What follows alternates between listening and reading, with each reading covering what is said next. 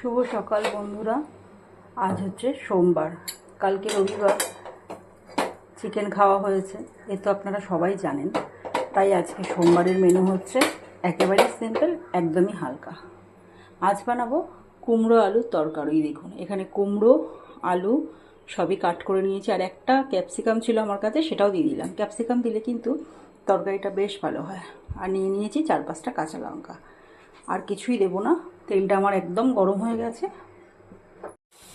তেল গরম হয়ে যাওয়ার পরে তেলে দিয়ে দিলাম 5 ফোড়ন দিলাম, আর এর মধ্যে দেব 2টো তেজপাতা আর একটা শুকনো লঙ্কা। ঠিক আছে, এখন এর মধ্যে দিয়ে দিলাম 5 ফোড়ন, তেজপাতা আর শুকনো লঙ্কা। আগে থেকে কেটে রাখা কুমড়ো, আলু, ক্যাপসিকাম এগুলো দিয়ে দিলাম, আর এর মধ্যে অ্যাড করব নুন আর হলুদ। এরপরে আলু, কুমড়ো, ক্যাপসিকাম, কাঁচা লঙ্কা সব তেলের মধ্যে দিয়ে ভালো করে নাড়াচাড়া করে এর মধ্যে নুন হলুদ দিয়ে আবারও ভালো করে নুন হলুদটা সব সবজির সাথে ভালো করে মিশিয়ে দিয়েছি। এরপর দিয়ে দিলাম ঢাকা চাপা। আপনারা কি ঢাকা চাপা বলেন সেটা আমাকে জানাবেন। আমি কিন্তু শুধু ঢাকাই বলি, যে আমি এটাকে ঢাকা দিয়ে দিলাম। অনেকেই বলে দেখি ঢাকা চাপা, তো শুনতে বেশ ভালো লাগে কথাটা, তো আমি বলি ঢাকা দিয়ে দিলাম। তো এখন খানিকক্ষণ এরমভাবে ঢাকা দেওয়া অবস্থায় থাকবে। তো দেখো আমি অনেকক্ষণ এটাকে ঢাকা দিয়ে রেখে চলে গেছিলাম, আর এটা দেখো একদম অল্প আছে, গ্যাসটাকে কমিয়ে দিয়ে চলে গিয়েছিলাম, অল্প আছে, এটা কিন্তু হয়ে গেছে। এর মধ্যে একটুও জল নেই, কুমড়ো থেকে অল্প একটু জল বেরিয়েছিল, ওই জলই এটা সেদ্ধ হয়ে গেছে। আমি আলাদা করে জল দিইনি, কেন কুমড়ো তরকারিতে আলাদা করে জল দিলে পুরো জল সেটে হয়ে যায়, ভালো লাগে না খেতে। আর এর মধ্যে এবার আমি দিয়ে দেবো 1/2 চামচ চিনি। ব্যাস, আমার কুমড়ো আলুর তরকারি রেডি। এটা যে কোনো নিরামিষ দিনে তোমরা লুচি, পরোটা, রুটির সাথে তোমরা খেতে পাবে, বেশ ভালো লাগবে খেতে।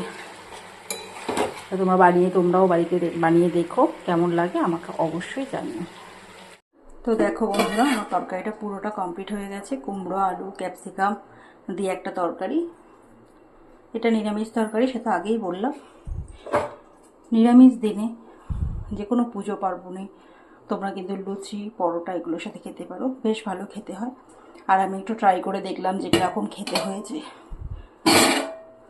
নুন মিষ্টি ঠিক আছে কিনা সেটা আমি একটু দেখলাম। কারণ আজকে বাড়িতে ছেলে নেই, যেহেতু ছেলে নেই সেহেতু আমাকেই ট্রাই করতে হয়, না হলে আমি কিন্তু রান্না করে নিজে কখনো খাই না আগে। তো নিজে একটু খেয়ে দেখলাম, নুন মিষ্টি সব কিছুই ঠিক আছে। তোমরা বাড়িতে অবশ্যই করে দেখতে পারো। অবশ্য তোমরা কেউ কেউ এই তরকারিটা করো, তবে আমার মতো এইভাবে করে দেখতে পারো। আশা করি তোমাদের ভালো লাগবে খেতে। আর কেমন হয়েছে অবশ্যই তোমরা জানিও। তোমাদের কেমন লাগলো সেটা অবশ্যই আমাকে কমেন্ট করে জানিও। টাটা।